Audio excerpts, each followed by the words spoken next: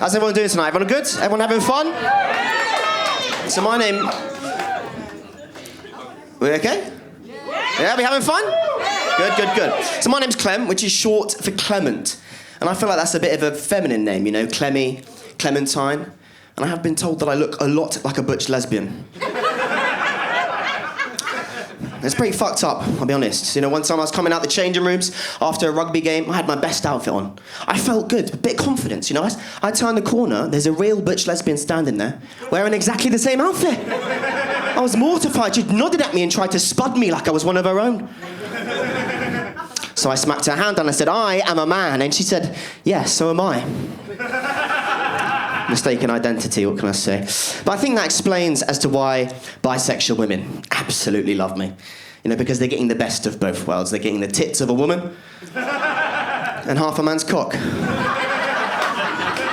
It's pretty sad, but I'm from Hackney originally. Anyone from Hackney in? Yeah, okay, good. So you understand what I'm talking about when I say in Hackney we've seen an influx of a certain peoples from a certain faraway land.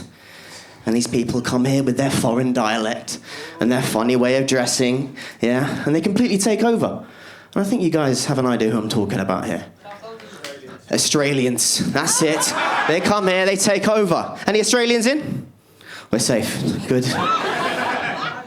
But growing up in Hackney, I had a diverse friendship group, you know, and I learnt some things. I learnt that you can't banter with your black mates the same way you banter with your white mates.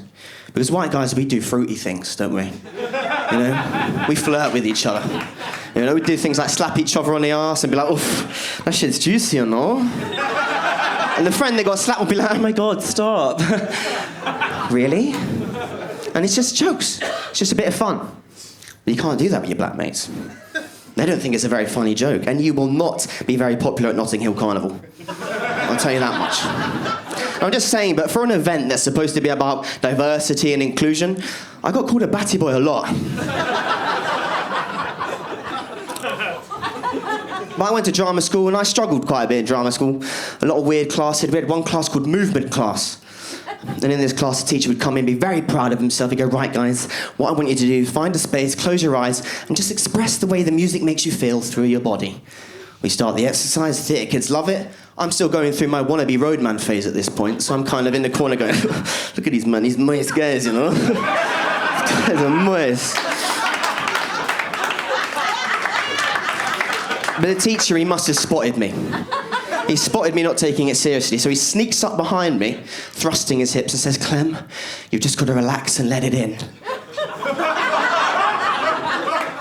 Now, my arsehole couldn't have clenched up any quicker. But we get out of the classroom, the other students, they loved it. They were like, oh my God, can you feel that? This immense connection between my body and mind. I'm like, what the fuck are you lot on about? I've just had a grown man thrust his hips and whisper in my ear to ambient music. I don't feel enlightened. I feel like I need to ask for Angela. But yeah, even in primary school, I'm severely dyslexic and I couldn't read and write as a kid. Couldn't read and write at all. And they sort of whacked me on the table with the other kids with difficulties. On one side of the table, there was the kids whose parents were either in prison or had substance abuse problems. And then on the other side, there was the kids who were severely disabled. And then it was just me and the girl with leukemia wondering how the fuck we ended up on this table.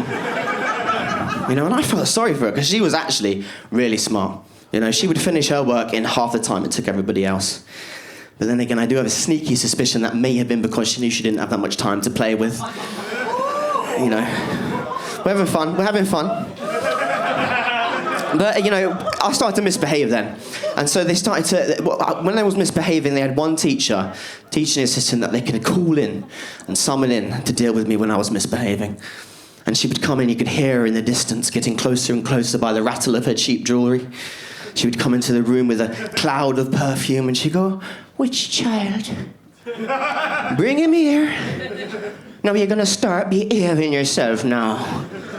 Because if you don't, there's going to be a world of problems coming your way.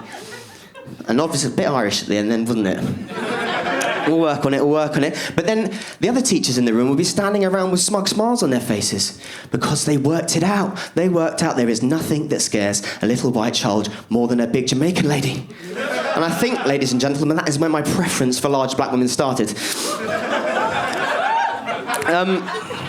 I'll tell you get history. Thank you very much, guys. Cheers.